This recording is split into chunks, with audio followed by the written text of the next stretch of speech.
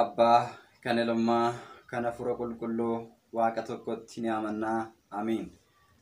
Kabajamtootaa fi jaalatamtoota maatiiwwan Waaqayyoon kan jaallattan Waaqayyos keessan jaallatu. Hordoftoota chaayinaalii gola faarfannaa hundumti keessan bakka lafa jirtanitti nagaa Waaqayyoo isiniif haa baay'atu akkam jirtu. Araarsummaan haadha keenyaa qulqulleettii dubaroo Maariyaam eegumsee ergamootaa kadhannaan tolotaa hunduma keenya faana ta'u hanga bara baraatti. Amiin. Akka fedhaaf jaalala Waaqayyootti. Guyyaa har'aa kana gaafiiwwan karaa koomentii isin gaafattanii fi gaafii keessaniifis immoo deebii argachuudhaaf kan barbaaddan guyyaa har'aa kana waliin ilaalla. Waaqayyo gooftaan keenya jaalala farjummaa isaatiin iccitii macaafa qulqulluu hiikee kan abboota keenya barsiise hunduma keenyaaf iccitii isaa nuuf haa ibsuun dhaamsa qophii keenyaati. Gaarii hojjechuun gaariidha. Gaarummaan nuti biyya lafaa irratti hojjennu samii irratti mindaa ta'ee nuuf kaffalama waan ta'eef jireenya keessan keessatti ammeenya irraa fagaadhaatii gaarii raawwadhaa. Qulqullummaa irraa xuraa'ummaa irraa fagaannee qulqullummaa yoo raawwanne ammeenya dhiisnee gaarii duukaa yoo buune biyya lafaa tuffannee gara Waaqayyootti yoo deebine Waaqayyos gara keenyatti deebi'a. Kanaafuu laphee qulqulluudhaan gara Waaqayyootti deebinee cubbuu keenya irraa qulqulloofnee gaabbii gallee bara dhumaa nutti dhufaa jiru kana dhukkuba hamaa karaa adda addaatiin biyyi lafaa qormaata keessa galaa jirtu kana jalaa ooluudhaaf jaalala Waaqayyootiin jiraachuudhaaf eebba Waaqayyoo jala jiraachuudhaaf galaa lubbuu ofii qopheeffachuudhaaf sagalee Waaqayyoo barachuun barbaachisaadha. Yaada qalbii keenyaa jijjiirrachuun barbaachisaa waan ta'eef iyyuu dhugaatii kaleessa osoo hin baratin sabni koo barnoota dhabuudhaan badaa tureera. Badaa jira akkuma jedhe macaafa qulqulluu irratti kaleessa barnoota dhabuudhaan wallaalummaa irraan kan ka'e jireenya keenya keessatti osoo hin beekin cubbuuwwan raawwanne irraati amma garuu erga sagalee Waaqayyoo dhageenye yaada qalbii keenyaa jijjiirrannee gara Waaqayyootti deemuun barbaachisaadha. Cubbuu kaleessaa tuffannee keessaa baanee qalbii keenya jijjiirrannee gara Waaqayyootti deebinee dhiifama gaafachuun barbaachisaadha. Amma barbaanne qabeenya yoo qabaanne, amma barbaanne beekumsa yoo qabaanne, amma barbaanne biyya lafaa kana guutuun kan keenya yoo ta'e lubbuu keenyaaf garuu galaa lubbuu keenyaan qopheeffannee yoo ta'e gatii hin qabu. Macaafa qulqulluu irratti akka jedhutti namni biyya lafaa yoo buufate guutummaa biyya lafaas kan isaa yoo ta'e lubbuu isaa garuu yoo miidhee maal gatii qaba jedhee Wangeela Maatewos boqonnaa 16 lakkoofsa 25 irratti dubbata. Kanaafuu galaa lubbuu keenyaa ammarraa qopheeffannu dhaamsa qophii keenyaati. Guyyaa har'aa kana akka fedhaaf jaalala Waaqayyootti gaafiiwwan karaa koomentiin kaan keessaa gaafiiwwan muraasa waliin ilaalla. Inni jalqabaa ani biyya Arabaan jira yeroon biyyatti gale gaa'ila koo karaa mana amantaatiin gaggeeffachuun barbaada. Garuu namni nani gaa'ila koo wajjin gaggeeffachuu barbaaduu fi anis hubannoo amantaa waan hin qabneef maal gochuutu nurraa eegama? Maal gochuu qabnaan gaaffii isaaniiti. Gaaffii lammaffaa irratti gaa'ila koo karaa mana amantaa gaggeeffachuun barbaada. Garuu jireenya keenya keessatti kan nu qanname keessaa inni guddaan maatiin kiyya waaqa tolfamaatti waan amananiif akkaataa kamiiniin mana qulqullummaatiin gaa'ila koo gaggeeffachuu danda'an gaaffii lammaffaadha. Gara gaaffii sadaffaatti waliin darbinu. Gaa'ila koo karaa mana amantaa gaggeeffachuun barbaada. Harmeen koo garuu waaqa tolfamaatti waan amantuuf waaqa tolfamaa sana eeyyama gaafadhu malee sin heerumsiisuu sin kennu naan jechaa jirti. Furmaanni koo maalii mala naaf malaa jechaa jirti obboleettiin keenya. Gaaffii arfaffaan yeroo hunduma xabala yoon deemu osoo guyyaa sana hin gahin marsaan laguu natti dhufa. Waggaa tokko guutuu xabala dhugee hin beeku. Kanaafiyyuu yoon maal godhen xabala deemee qulqullaa'uu danda'a. Cubbuu kiyyarraas hafuura hamaarraas qulqullaa'uu danda'an gaaffii obboleettii keenyaadha. Gaaffiin obboloota keenyaa gaaffii hunda keessaniiti. Kanaafiyyuu yeroo baay'ee gaaffii ofii gaafattan malee kan namni gaafate namoonni dhaggeeffachuun barbaanne waan jirtaniif. Amma garuu gaaffiin obboloota keenyaa gaaffii keenya waan ta'eef yeroo hundayyuu gaaffii isaanii keessatti barnoota guddaa argachuu dandeenya. Gaaffiin keessanis isiniif deebuu danda'a waan ta'eef hanga xumuraatti yoo hordoftan Waaqayyo irraa eebba argattu waan ta'eef iyyuu barumsa kana hanga dhumaatti akka hordoftan isin affeeraa kallattumaan gara qophii keenyatti darbina. Egaa gaaffii tokkoffaan ani biyya Arabaan jira. Yeroon biyyatti gale gaa'ila koo karaa mana amantaa gaggeeffachuun barbaada. Garuu Ani fi namni nan itti heerumuudhaaf jiru yookiin abbaa manaa naaf ta'uudhaaf jiru kun waa'ee jireenya mana Waaqayyoo, waa'ee macaafa qulqulluu, waa'ee amantaa keenyaa hubannoo hin qabnu. Akkaataa kamiitiin hubannoo kana argannee karaa mana amantaatiin gaa'ela keenya gaggeeffachuu dandeenya? Maaltus nurraa eegama? Ijoollee Kiristoos ta'uudhaaf gara mana qulqullummaatti dhufnee laphee keenya jijjiirrannee Waaqayyoo irraa eebba argachuudha. Gaa'illi keenya akka Abrahaamiif Saaratti akka nuuf eebbifamu, jireenyi keenya hundumtuu akka nuuf qajeeluuf maaltu nurraa eegama? Maaltu nurraa barbaachisaa jettee jirti jechuudha obboleettiin keenya. Ijoollee Waaqayyo, gaa'illi kan Waaqayyoon eebbisedha. Gaa'ila Waaqayyotu kenne. Gaa'ila keessatti fireen eebbaa ni argama. Gaa'illi sun yoo qajeelaa ta'e, gaa'illi sun akka Waaqayyoon jedhutti, akka fedhaaf jaalala Waaqayyootti yoo qajeelaa ta'e, gaa'ila qajeelaa qabu, gaa'ila jaalalli keessa jiru, gaa'ila eebbi keessa jiru, gaa'ila waliigalteen keessa jiru, gaa'ila Waaqayyoon keessatti argame, Waaqayyoon keessatti kan argame hunduu eebbifamaadha. Firiin gaa'ila sana keessaas argamus eebbifamaadha. Ijoolleen achi keessaatti argaman kan Waaqayyoodhaaf bitaman, kan Waaqayyoodhaaf jilbeeffatan, kan uumaa isaanii beekan, waan argatanitti gammadanii Waaqayyoof kan galata galchan, yeroo hunda afaan isaanii keessaa aarsan galataa kan aaru, kan burqu, kan dhangala'u ijoollee eebbaa ta'u. Kanaafuu gaa'ila keenya keessatti jalqaba Waaqayyoon affeerrachuun barbaachisaadha. Dookimaas namni jedhamu Wangeela Yohaannis boqonnaa 2 irraa kaasnee gaafa dubbisu, gaafa cidha isaa, gaafa gaa'ila isaa gaggeeffatu, gaa'illi isaa Waaqayyoon keessatti yoo hin argamneef duwwaadha waan ta'eef, yaa Waaqayyo gaa'ila kiyya irratti naaf argami, gaa'ila kiyya naaf eebbisi, hir'ina jireenya kiyyaa naaf guuti jedhee hunduma kan danda'u, samii fi lafa kan uume, bara baraan kan jiraatu, alfa fi omeegaa kan ta'e Waaqayyoon gooftaa keenya Iyesuus Kiristoosiin gara gaa'ila isaatti affeere.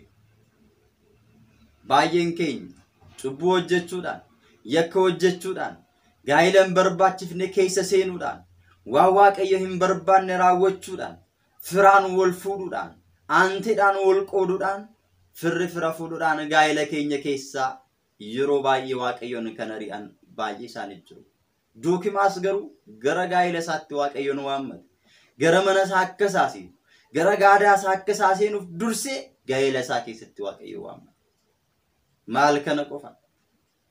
Haadha isaa taate haadha keenya kan nuuf taate, kennaa fannoo jalaa guyyaa jimaata haadha saba hundumaa, obboleettii ergamootaa kan taate, giiftii keenya qulqulleettii dubaruu maarame, hir'ina namaa kan hin beektu, gadda namaa kan beektu, hir'uu jireenya namaa kan namaaf guuttu giiftii keenya dubaruu maarameen mana isaatti waammate ilaala.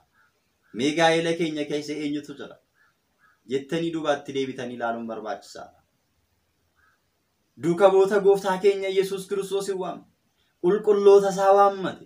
Kanaaf gaa'illi isaa akka isaaf eebbifamu godhee gaa'ila isaa keessatti Waaqayyoon waan waammateef, qulqulloota waan waammateef, durba waaramii waan waammateef yeroo rakkoo isaatti hundumtuu isaaf sirratee, gaanii keessaatti waa'een hin dhume guutee, hir'inni isaa hundumtuu guutee irra dhangala'ee dhuganii, nyaatanii dhuganii, gammadanii gaa'illi isaa isaaf eebbifame. Waan eenyu keessa jiru? Waan Waaqayyoon itti affeerame. Waan Waaqayyo keessa jiruuf qulqulloonni durboo maaram waan keessa jiraniif. Gaa'ila keenya keessa immoo eenyu jira jettanii yoo ilaaltan jireenya mucaa namaarraa baay'ee barachuu dandeessu. Gaa'ila mucaa namaa keessa kan jiru Waaqayyoon hin taane taanaan, diinatu keessa jira taanaan, hafuura hamaatu keessa jira taanaan, hayna xilaatu keessa jira taanaan jaalalli hin jiru, tokkummaan hin jiru, firiinis isaan irraati argame hin eebbifamu. Yeroo hunda lola, yeroo hunda dheekkamsa, yeroo hunda barakanni hin jiru, boo'icha, yeroo hunda gadda, yeroo hunda yaada isaaniitiin gargar cabu, gargar bahu, wal qooduun gaa'ila mucaa namaa keessatti kan uumamu waa Waaqayyoon keessa hin jirre. Ijoolleen achi keessaa dhalatan kan isaan namaaf hin ajajamne, Waaqaaf hin ajajamneef, faashina kan hordofan kan ta'aniif, addunyaa kan hordofan kan ta'aniif waa Waaqayyoon keessa hin jirreefidha jechuudha. Kanaaf gaa'ila keenya keessatti, adeemsa keenya keessatti Waaqayyoon akka gaa'ila keenya seenee nuuf eebbisuuf Waaqayyoon affeeruun barbaachisaadha. Warreen siiniif hin galle yoo jiraate gaa'ila keessan seentanii, gaa'ila keessatti rakkoo adda addaa uumtanii, cubbuu raawwattanii, waaqayyoon gaddisiisurra akka obboloota keenyaa kanatti gaafadhaa. Gaafachuun beekaa nama taasisa. መጠየቅ ሊቅ ያደርጋል ይላሉ አባቶች። ጋፈቹን ቤክቱ ተነመታሲሳ ከናፍ ጋፈቹን በረቹን በርባችሳ ከናፍ ጋይለክ የተሶን ሴኒን ጋይለክ የከራመና መንታትን ገገፈቹፍ ማልቶ ነበርባች ሲሰጀዱ ዱርሰኒ አከብሎ ተከኛት ጋፈታኒ ቤኩም በርባችሳ ነምኒ ተኮ ጋይለሳ ከራመና መንታትን ገገፈቹ ዳፍ ዱርሴ አባ ጋይላ ከንቴ ዋቅዩት አመኑ ደንደው ትረጅራ ተለቀይሳቲን isa gaayile nama eebbisee nama aflaatu abrahaamiif saaraaf gaayile isaanii kan eebbise addaamiif waaniif kan eebbisee laate abbaa gaayilaa kan ta'e waaqayyotti laphee qulqulluu nama nuun barbaachisa erga isatti amanne immoo gaayilan barbaada jireenya qajeelaan barbaada ati gaayila kiyya keessatti argami jireenya kiyya naa qajeelchi jenne akka abrahaamiif saaraa gaayila isaanii eebbiste gaayila keenya gaayila eebbaan of taasisi jennee kadhachuu danda'u nurra jira. kan siin tajaajilu kawajji siin tajaajilu kawajjini sigalateeffannu kawal jajjabeessunu gadda keenya irratti rakko keenya irratti kawal bukkee dhaabbannu naaf kenni jennee kadhachuun barbaachisaa gaafa sana laphee qulqulluun gaafanne gaafa kadhanne waaqayyoon nu kula nuuf kennaa gaayila keenyan dursamu badii balleessine yakka keenya hundumaaf itti gaafatamummaa kan qabu nu dhawaan ta'eef waa'ee cubbuu keenyaaf gaabbii galuun barbaachisaa yakka keenya irraa qulqullaa'uun barbaachisaa gaayila taglilaa raawwachuuf nisannaa ofii dingilinaa ofii eeggachuun barbaachisaa isan eeggenne dogoggora keessa galameera taanan gaabbiidhaan of qulqulleessanii karaa sirna qurbaanatiin gaayila ofii eebbifachuun gaggeeffachuun hin danda'ama. gaayila keessatti qormaan akka hin dhufne garaagarummaan akka hin uumamneef akka Iyyoob obsaan cimuun barbaachisaadha. kadhannaadhaan sigdatiidhaan tsoomiidhaan gaayila keessatti cimuun barbaachisaadha malee gaayila callisanii makanitti seenamuun gaayilli dursa kadhannaa barbaachisa gaayilli dursa tsoomanna waaqayyoon gaafachuu barbaachisa. kanaaf obboloonni keenya gaayila keessan dursa waa'ee amantaa sirriitti barachuu beeku waa'ee gaabbii barachuun gaabbii galuun cubbuu ofirraa deebi'u qorumsatti akka hin galleef immoo jabaadhaa kadhadhaa akkuma jedhee barreeffamee jiru jabaatanii kadhachuun gadoof deebisuudhaan waaqayyoodhaaf hobbichisiisuun laphee ofii addunyaa irraa deebisanii waaqayyoof kennuun laphee ofii ammeenya irraa deebisanii qulqullummaadhaaf kennuun laphee ofii xuraa'ummaa irraa deebisanii adeemsa biyya lafaa hunduma irraa deebisanii waaqayyotti laachuun laphee ofii laphee gaabbii laphee qulqulluu taasifachuun barbaachisaadha jechuudha. gaafa sana waaqayyoon laphee keenya seena sababiin isaayyuu macaafa qulqulluu irratti laphee keessan hin xureessinaa lapheen keessan mana qulqullummaa waaqayyoo akka ta'e hin beektanii namni mana qulqullummaa waaqayyoo diigummoo hin diigama jedhee tokkoffaa Qorontos boqonnaa 6:18 irratti dubbatee jira. nuti mana waaqayyoo ta'uudhaaf qulqullaa'uun barbaachisaadha. nuti mana waaqayyoo ta'uudhaaf laphee keenya adeemsa keenya sirreeffachuun barbaachisaadha. laphee keenya adeemsa keenya yoo sirreessine yoo qulqulleessine waaqayyoon laphee keenya seena. mana waaqayyoo namni diiguun diigamaadha. nuti immoo laphee keenya yoo xureessine hammeenyaan yoo xureessine cubbuudhaan yoo xureessine laphee keenya jireenyi keenya hin diigamaa jechuudha. kanaafuu itti gaafatamummaa kana jalaa bahuudhaaf laphee ofiitiin waaqayyotti amanuun waaqayyoon gaafachuun cubburraa dhiifama argachuuf gaabbii galuun tsoomuun kadhachuuf sagaduun gaayila waa'ee gaayila keenyaa qannoonaadhaan tsoomaatiin sigdatiidhaan subaayeedhaan waaqayyoon gaafachuun barbaachisaa ta'a waan ta'eef akkaataa kanaan gaafachuun isinirra jiraata. waaqayyoon gaayila keessan gaayila eebbaa sinifaa taasisu waa yaaddan waaqayyoon sinifaa gosuun amsa qophii keenyaati gara gaafii lammaffaatti darbina. gaafii lammaffaan gaayila koo karaa mana amantaa gaggeeffachuun barbaada garuu maatiin koo waaqa tolfamaa waaqessu waan ta'eef garaa mana amantaatiin gaayila koo gaggeeffachuu nan danda'a gaafii jirudha. egaa namoonni baay'een gara waaqayyotti gaafa dhufnu gara waaqayyotti gaafa deebi'an kaan isaan immoo kan isaan duuba jiran aantee isaanii firri isaan immoo gara waaqa tolfamaatti ennaan deebi'aa argan. jireenya mucaa namaa keessatti yeroo baay'ee qoqqooddamaa fi jireenya walitti mammakamaatu jira jechuudha. kanaafidha qulqullichi Isaayyaas raajii isaa keessatti Baabiloon keessaa bahaay jedhee kan inni ifaan ifatti dubbate. Baabiloon jechuun walitti mammakamaa jechuudha. har'a jireenyi keenya walitti mammakamne jibbii fi jaalalli walitti nu jalaan makamne tokkummaa fi gargar bahiinsi cubbuu fi qulqullummaan gaarummaa fi jallinni qulqullummaa fi jallinni hammeenyi walitti nu jalaa makameetu jira ijoollee waaqayyoo. kana addaan baasuun barbaachisaadha. Baabiloon keessaa baa akkuma jedhe cubbuu keessaa, ammeenya keessaa, yakka keessaa, waaqa tolfamaa waaqessuu keessaa, soba keessaa, ejja keessaa yoo baaneedha jireenyi keenya gaa'elli keenya kan nu qajeeluu danda'u. Kana keessaa osoo hin bahin waaqayyoon gaa'ela kiyya naa eebbisi jechuun hin danda'amu. Akkamittiin ta'a? Nama tokkoon walitti buutanii qiimii walitti qabattanii osoo qiimii walitti qabattanii jirtanii osoo hin araaramin osoo hin araarfatin waan akkanaa naa godhi jechuun hin dandeessan. Akkuma kana waaqayyoonis waan isarraa barbaadu waan isarraa barbaannu akka nu raawwatuuf akka nu kennuuf laphee qulqulluun gara waaqayyotti deebi'uun barbaachisaadha. Adeemsa keenya dhaabbii keenya sirreeffachuun barbaachisaadha. Booddee gara duubaatti karaa duubaa akka hin kufneef of eeggannoo gochuun barbaachisaadha.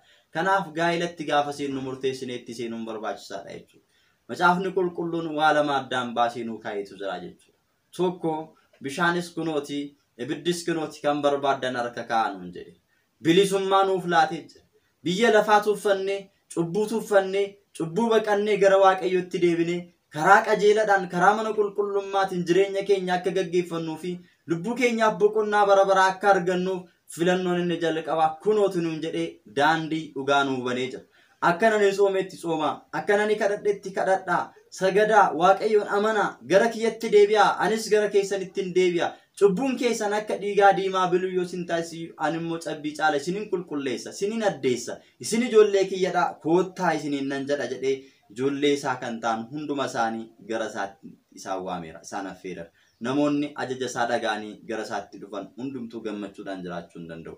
Lakkii jedhanii gorsa daabiloosiin fudhatanii jaalala waaqayyoo irraa fagaatanii cubbuudhaan guutamanii kan jiraatan garuu jireenya si'oolitiif kan mijeeffame hafuura hamaadhaan kan guutame jireenya akkasii jiraachuudhaaf dhumarratti si'oolii galuudhaafis warreen deeman baay'ee isaanii jiru. Kanaaf filannoodha kan jedhame.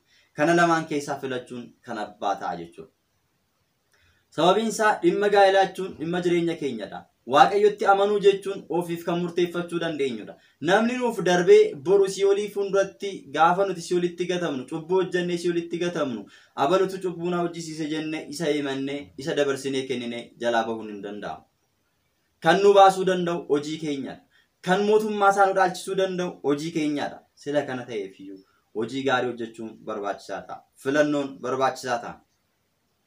Bara dhumaatti abbaan ilmaaf hin gaafatamu. Haati intalaaf hin gaafatamtu, intalli abbaaf hin gaafatamu. Cubbuu isaadhaaf namni hundumtu mataa isaatiin itti gaafatama. Kanaafiyyuu har'a dhimma jireenya keenyaa, dhimma gaa'ela keenyaa, waaqayyotti amanuu keenya eenyutu nu murteessuu danda'a? Ofii keenya murteeffachuu danda'u nurra jiraata. Sababiin isaayyuu namni boru si'oolitti gatamuudhaafis mootummaa waaqayyoo galuudhaafis namni nuuf falmu hin jiru. Kan nuuf falmuu danda'u hojii qulqullummaa keenya. Har'a maatii keenya sodaannee cubbuu hojjanna yoo ta'e, har'a fira keenya sodaannee cubbuu hojjanna yoo ta'e, abbaa manaa keenya haadha manaa sodaachuudhaan cubbuu kan hojjannu yoo ta'e, gara cubbuutti kan deemnu yoo ta'e, namni kamiyyuu waa'ee keenyaaf itti nuuf hin gaafatamu. Addaamii fi Iwaan irraa fakkeenya fudhadhaa. Addaam maaliif mukitti nyaatte? Iwaantu na nyaachise. Iwaan maaliif nyaachistee nyaatte? Bofatu na dogoggorsiise. Yaa bofa maaf akkas goote? Seexanatu narra bulee akkas godhe. Hundumti isaanii adabbii jalaan baane. Addaamin qotiiti, dafqiiti, nyaadhu, xaariiti, dafqa kee nyaadhu jedhee waaqayyoon bilisaan kan isaaf laatee ture hunda harkaa fuudhee qullaa isaa gadhiise. Iwaanis ciniinsuun kee sitti haa baay'atu, abbaa manaa kee hawwi, rakkoon garaa dhukkubbii sitti haa baay'atu jedhee abbaa manaa keetiif ajajamii buli. Yeroo hunda akka isheen gadditee jiraattu, garaa dhukkubbiin akka isheetti dhaga'amu, yeroo hunda akka isheen taatu itti murteesse. Booftis garaan akka lootu, biyyoo akka nyaattu, ati luka isaanii isaan mataa keessa si rukutu jedhee itti murteesse ilaala. Seexanas gara si'oolitti deema. Hundumti isaaniiyyuu adabbii mataa isaanii fudhatan. Kanaafuu eenyumtuu jireenya keenyaaf itti nuuf hin gaafatamu. Macaafa qulqulluu irratti namni na duukaa bu'uu barbaadu yoo jiraate waa'ee ofiisaa dhiisee fannoo isaa isa naaf jedhee baatuuf irra kaatee na duukaa bu'uu nuun jedha. Abbaa isaa, haadha isaa, obboleessa isaa, obboleettii isaa, haadha manaa ishee yookiin immoo abbaa manaa ishee kan na jaalatti caalatu yoo jiraate anaaf kan malee mitiidha. Kanaafuu amma murtiin keessanii sagalee waaqayyoo erga akkana jedhee murteeffachuun ga'ee keenyadha. Biyya lafaa fakkaachuudhaaf fedhii maatii keenyaa fudhannee biyya lafaa fakkaannaa jennee jiraachuun fedhii keenyadha. Lakki fedhii maatii keenyaa dhiisnee fedhii waaqayyoon eegnee akka waaqayyoon jedhetti jiraanna yoo jenne fedhii waaqayyoo eeguun murteessaadha. Kana jechuun immoo abbaa fi haadha kee hin kabajin jechuu keenya miti. Abbaa fi haadha keenya kan kabajuun nurra jiraatu hojii gaarummaadhaan. Bakka isaan rakkatanitti gargaaruudhaan. Bakka isaan nu waamanitti owwaachuufiidhaan. Garuu gaafa isaan gara amantaadhaan nutti dhufan. Amantaa kee dhiisi, fannoo kee kuti. Hin soomin, hin sagadin, Waaqayyo irraa fagaadhu gaafa nuun jedhu namni kamiyyuu diina keenyadha gaafasa. Isa keessa bulee diinni nutti fayyadamuuf karaa irraa nu fageessuudhaaf waan ta'eef dhimma amantaa irratti dhufee kamiyyuu fuuldura dhaabbachuun fannoo keenya kutuurra mormi keenya cituuwaa jedhanii abbootiin kan dhaabbataniif kanaaf. Kanaafuu yoo danda'ame maatii keenya amansiisnee gara amantaatti finnee gaa'ila keenya karaa mana amantaatiin gaggeeffachuudha. Hin danda'amne taanaan immoo karaa filannoo keenya karaa mana amantaatiin gaabbii gallee abboolii mana qulqullummaa wajjin mari'annee gara amantaa keenyatti deebinee gaa'ila sana gaggeeffachuun ni danda'ama. Maatiin keenya yoo jaalatan irratti haa hirmaatan, yoo dhiisan immoo haa dhiisan. Nama gammachiisuuf Waaqayyoon gaddisiisurra Waaqayyoon gammachiisuun barbaachisaadha waan ta'eef. Namni yoo nutti muufatee homaa nu gochuu hin danda'u. Nuti cubbuu hojjennee yoo nama muufachiisne, waan isaan miidhu hojjennee yoo nama muufachiifne itti gaafatamna. Waan isaan fayyadu hojjennee, waan isaan gargaaru hojjennee, gara Waaqayyootti kan isaan fidu hojjennee, isaan immoo hojii gaarii sanitti yoo muufatan itti gaafatamummaa hin qabnu. Cubbuu nutti hin ta'u waan ta'eef nuti kan nuti beekuu qabnu waan gaariidhaan namoota gara mana Waaqayyootti harkisuu fi ofii keenyas gara mana Waaqayyootti deebi'utu barbaachisaadha malee waan namaadhaan mo'amnee biyya lafaatiin mo'amnee to'atamnee mana Waaqayyoo keessaa ba'uun hin barbaachisu waan ta'eef iyyuu egaa haala kanarratti hundaa'uudhaan maatii keenyas amansiisuudhaan yoo didan immoo Waaqayyoon filachuudhaan jara sanaaf kadhannaa gochuudhaan abbootitti abbaa gaabbii keenyatti himuudhaan akka kadhannaan isaaniif taasifamuu fi akka isaanis gara amantaa sanitti dhufan taasisuun gahee mataa keenya. Kana keessatti soomiin, saganni, kadhannaan, amantiin laphee qulqulluun irraa barbaachisa waan ta'eef kallattii kanaan deemuun barbaachisaa ta'a jechuudha. Waaqayyoon hunda keenya nu haa gargaaru. Gara gaafii sadaffaatti gaafa darbinu gaa'ila koo karaa mana amantaa gaggeeffachuun barbaada. Armeen koo garuu waaqa tolfamaatti waan amantuuf waaqa tolfamaa sana eeyyama gaafadhu malee eeyyamsiisu malee sin kennu sin heerumsiisu naan jettee jirti. Kanaaf maal wayyaa jechaa jirti obboleettiin keenya. Yeroo baay'ee egaa biyya lafaa keessa gaafa jiraannu diinni karaa hundumaan iyyuu jireenya keenya keessa galee kallattii baay'eedhaan nu jeeqaa jechuudha. Diinni afurri hamaan diina keenya ta'ee nuuf ajajamuun osoo irra jiraatu har'a garuu namni diinaaf ajajamaa jira. Silayyuu Waaqayyoon gara biyya lafaatti gaafa gad darbata si'oolitti gaafa hidhu ilma namaatii gaditti aangoo kan hin qabne waan ta'eef kennaan isaa irraa fuudhameera waan ta'eef ilmi namaa waan hundarrattu kennaaf aangoo qaba waan ta'eef ilma namaatu isa bulchuu qaba ture. Garuu har'a namni fedhii isaatiin jaallatee kan ofii isaatii bulchuun irra jiraatu, kan ofii isaatii hoogganuun irra jiraatu, diinni immoo faallaa sanaa ilma namaa hoogganaa jira. Faallaa sanaa ilma namaa bulchaa jira. Faallaa sanaa ilma namaa garboonfateetti jiraachaa. Abbooliin keenya qulqullootaa akka tagbaariidhaan yookiin hojiidhaan mul'isanitti hafuura hamaa qabanii akka garabaatti itti fayyadamaa turan. Bishaan waraabsisaa dhagaa guursisaa turan. Har'a garuu namatu isaaf ba'aa baata. Namatu dhagaa isaaf guura. Namatu isaaf cooma qalee laachaa jira. Namatu ofirratti isa gabbaraa jira jechuudha. Faallaa ta'e ilaala. Waaqa ta'ee tati nuuf murteessi jedhee diina isa murteessuudhaaf Waaqayyoon ajajamuu Waaqayyoodhaan amanamuu dadhabee yookiin Waaqayyoon amanachuu dadhabee ani sin barbaadu siif hin sagadu jedhee Waaqa ganee ba'e. Ilma namaa irrattis immoo dhiibbaa fiduudhaaf kan ka'e akka nuti immoo humna Waaqayyootiin isa binnuu fi humna Waaqayyootiin ejjeta miila keenyaa jalatti gadi isa dabarsinee isa dhiinnee irra jiraan. Jireenya keenya keessa akka inni hin seenneef deeme jennee jecha dubbii sagalee Waaqayyootiin kadhannaadhaan ofirraa dhorkuu dandeenyu mucaan namaa immoo koottu waaqa naa ta'e jedhee diina isaa waaqa isaa taasifatee ati naa murteessi ati akkas naa godhi jedhee mucaan namaa garbicha daabiloos ta'ee jiraachaa. Har'as adaraa ijoollee ofii Waaqayyootti kennachuun osoo danda'amu guyyaa 48tti gara mana qulqullummaatti fidanii ijoollee ofii mucummaa Sillaaseetiin akka ijoollee Waaqayyoo ta'an taasisuun osoo danda'amu ijoollee isaanii dhala ofii isaanii dhalan fuudhanii garboota daabiloos taasisaa jiru. Kanadha rakkoo kana kan fide. Achitti geessanii isaaf hammachiisaa jiru. Ati adaraa ijoollee koo naa eegi jedhanii adaraa diinatti kennaa jiru laala.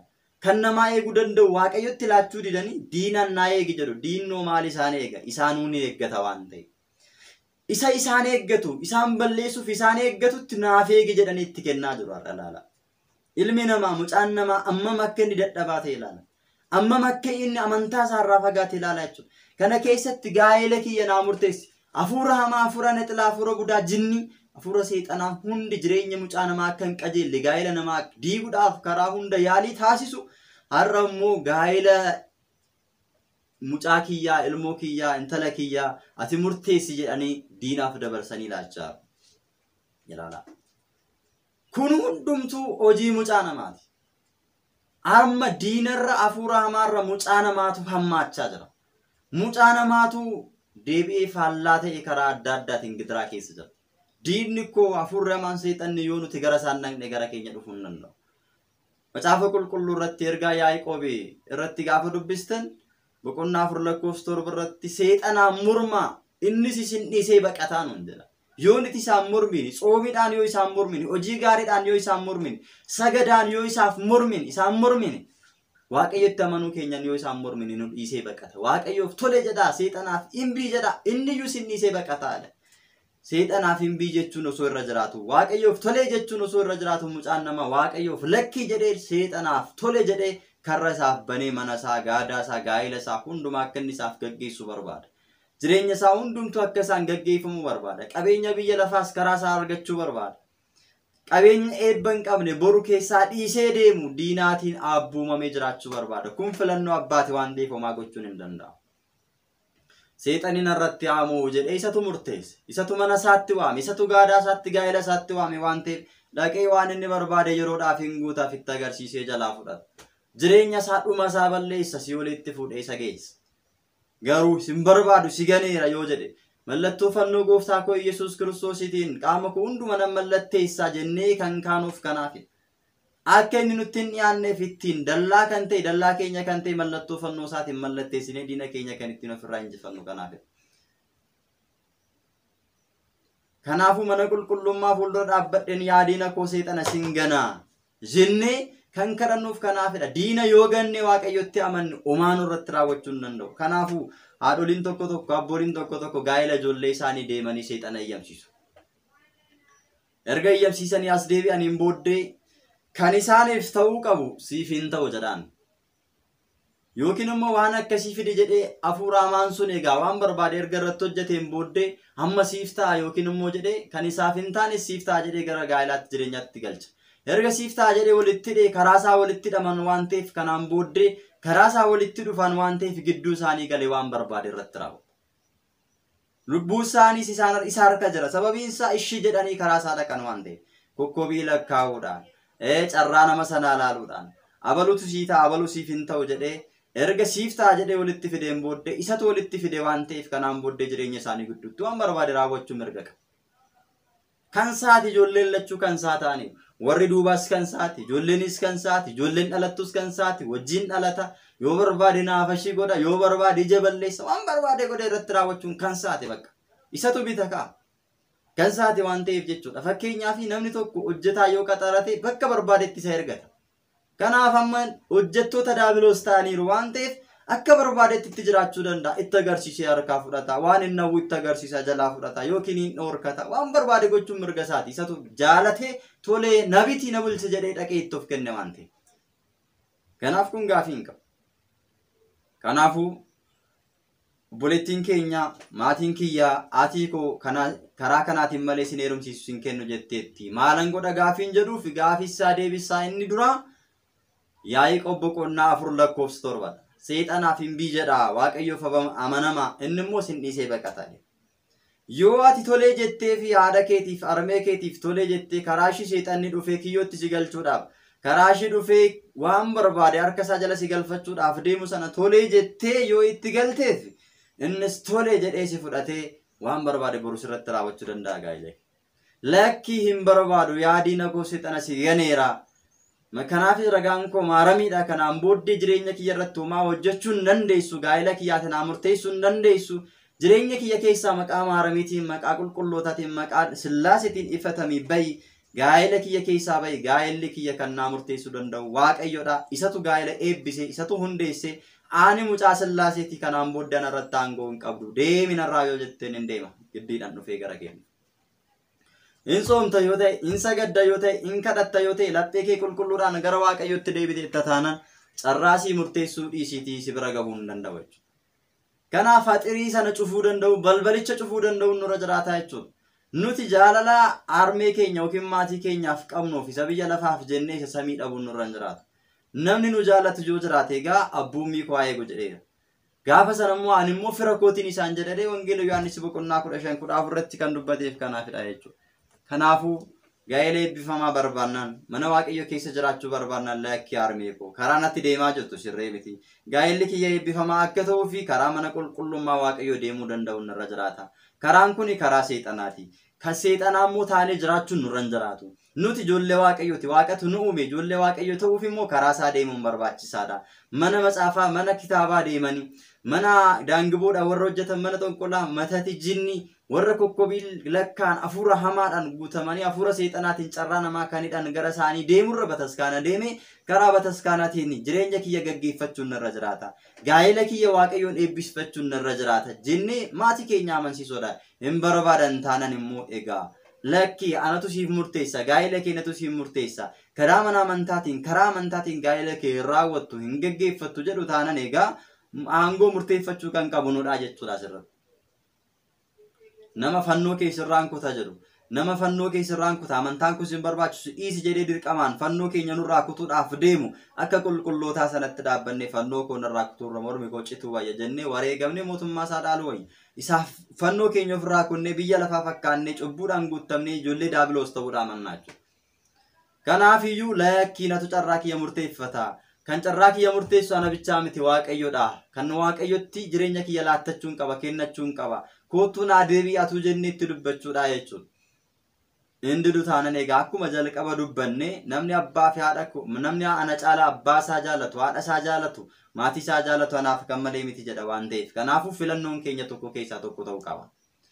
Yookiin waan maatiin keenya jedhan karaa hafuura hamaatiin deemeetinan jireenya kiyya gaggeeffadhee booddee dhumni kiyya badii haa ta'u si olitti galuun hawwaya yoo jenne murteeffachuun kan abbaati. Lakkii ajaja maatii kiyya isa hamaa sana hafuurri hamaan keessa jiru sana kadhannaadhaan moo'ee sigdatiidhaan moo'ee Waaqayyotti boo'ee moo'een isaaniyyuu garas kiyyatti deebisee gaa'ela kiyyaafis gara fakkeenya ta'e gara kootti deebiseen karaa mana Waaqayyootiin gaggeeffachuu qaba jennee murteeffachuunis immoo kan keenyadha jechuudha. Gooftaan keenya Yesuus Kiristoos duukaa bu'uudhaan yeroo dhumaatti gaafa kamisaa egaa kanaan booddee nan deema sinifis jedhee tooyi fannoorra nan oola harka Yihuudootaattis dabarfamee nan kennama nan du'a gaafa jedhu Phexros maal jedhee hinduutu jedhee yaa Kiristoos gonguma maatiin maa hinduutu jedhee gaafa kana eenyutu keessaan dubbachaa jira daabiloos seexanatu Phexrosin keessaa dubbachaa jira gaafa kana maal jedheen Gooftaan keenya Yesuus Kiristoos hafuurri kun kan hidhamte ta'e hafuurri akkana jettu kanaan mormuudhaaf dhufte kan hidhamte ta'e jedhee hafuura hamaa sana hin baase hin gatsatse Phexros irraa jechuudha. Hinduutu jechuun inni kan inni barbaadu dhufe maayin isa du'e Addaamiin barbaadu dhufe du'a isaatiin ilkee du'aa cabsuu waan dhufe hinduutu jechuun Addaam bilisa hin bahu jechuudha waan ta'eef kanaafiyyuu ammas egaa gaa'ela kee karaa mana amantaatiin hin raawwatattu karaa hafuura hamaatiin raawwatattaa isa nuun jedhuun hafuura hamaa sana maqaa Waaqayyootiin ifatamne jennee irratti kadhannaa gochuun subaayee galuun hafuura hamaa sana ifachuudhaaf gara Waaqayyootti boo'uun laphee qulqulluudhaan gara isaatti deebi'uun in danda'amnellee taanaan silatii godhatanii gara ofiitti gara mana Waaqayyootti akka deebi'aniif jara sana ofiis of deebisuun barbaachisaa ta'a waan ta'eef kanarra kan caalu egaa qooqa maalitiin akkasiin ibsu hin beeku abbaatu murteeffataa murteen kan saadhaa mana Waaqayyoo keessatti egaa Waaqayyoos dirqamaan nama hin bitu.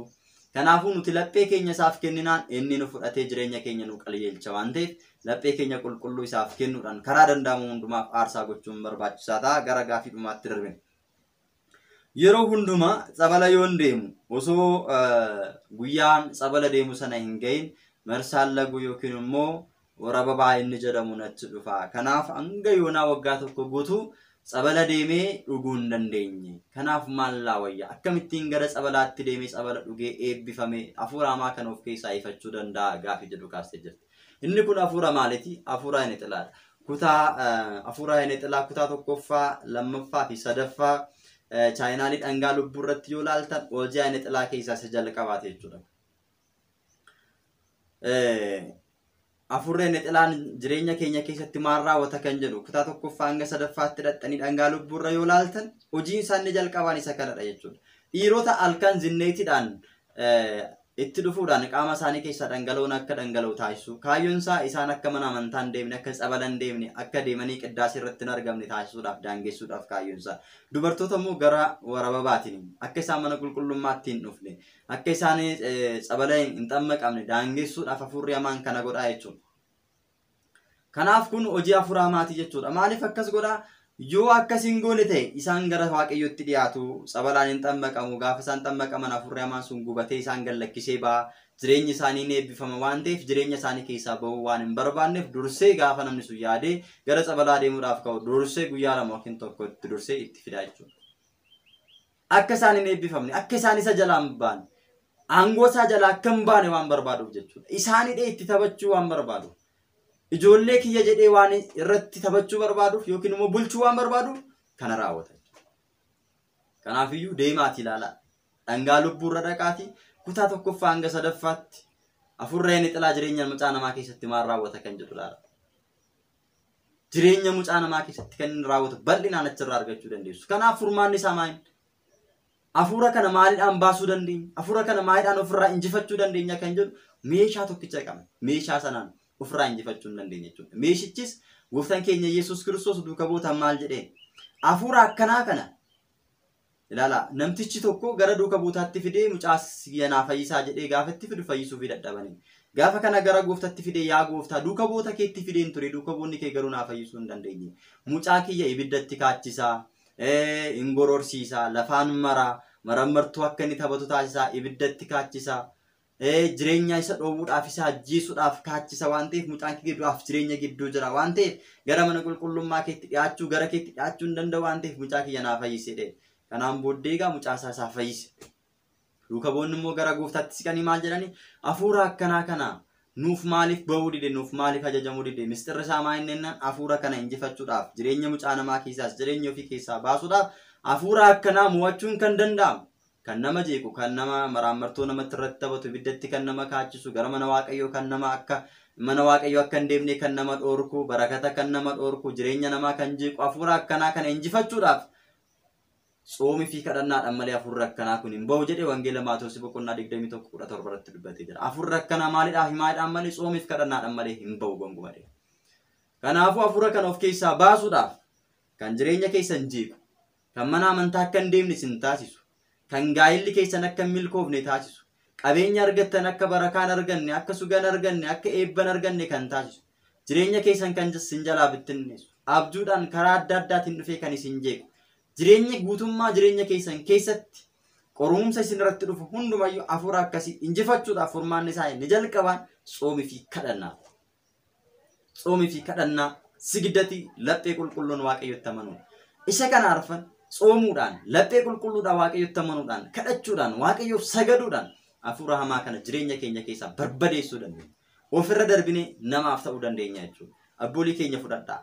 Waan sagadanii, waan soomanii, waan kadhatanii, laphee qulqulluun waan waaqayyotti amananiif taammirri garaagaraa raawwatu. Afuura hamaa baasu. Kanaafuu nus namaaf ta'uu yoo dadhabne ofii keenyaaf ta'uudhaaf jecha jireenya keenya keessaa afuura hamaa baasuudhaaf afuura jireenya keenya keessatti nu jeequ gara waaqayyotti akka hin dhiyaanne kan nu taasisu laphee qulqulluu waaqayyotti amanuudhaan galgalaa ganama yeroo hundumayyuu sagaduudhaan soomuudhaan laphee keenya gara waaqayyotti deebisnee yoo nuti gaabbii gallee cubbuu keenya irraa qulqulloofne sagannee kadhanne afuurri hamaan sun nu faana jiraachuu hin danda'u. Kana keessatti kadhannaa keenya keessatti afuurri jireenya kiyya jeeqtu, afuurri adda addaa, afuurri seexanaa, afuurri xonqolaa, afuurri matatii, afuurri jinni hundumtu maqaa isaa waamuudhaan afuurota nu rakkisan hunduma isaanii maqaa gooftaa keenya Yesuus Kiristoosiin maqaa Sillaasee maqaa durboo Maariyaamiitiin jireenya kiyya keessaa ifatame jennee waan inni nurratti raawwatu san akka inni dhiisuu fi waan sana akka inni gallakkisee bahu hidhuu danda'u nurra jiraata maqaa waaqayyooti. Gaafa kana jireenya keenya keessaa baasuu dandeenya. Kanaaf soomii, kadhannaan, sigdanni, laphee qulqulluudhaan amanuudhaan afuura akka kanaa jireenya ofii keessaa baasuun hin danda'ama. Kanaan ala garuu meeshaan biraa tooftaan biraa hin jiru waan ta'eef isa kanatti jabaachuudhaan afuura hamaa jireenya ofii keessaa baasuudhaan jireenya keenya akka eebbifamu, sugaa akka argannu, akka waaqayyotti amannee waaqayyo irraa eebba argannu taasisuun ni danda'ama waan ta'eef hunduma keessan waaqayyo isin haa gargaaru, amantaa keessanitti waaqayyo isin haa cimsu, eebbi waaqayyo araarsummaan haadha keenya qulqulleetti dubaroo maarami eegumsi ergamootaa kadhannaan qulqullootaa sinfaanaa ta'u barnoota biraatiin hanga walitti deebinutti nagaan tura sheer laayik gochuudhaan sagalee waaqayyo kana waliif dabarsuudhaan ordofaa wasbaatan egzaabeer wala walaaditu dingal wala masqaluu kibiri qoyyan amiin.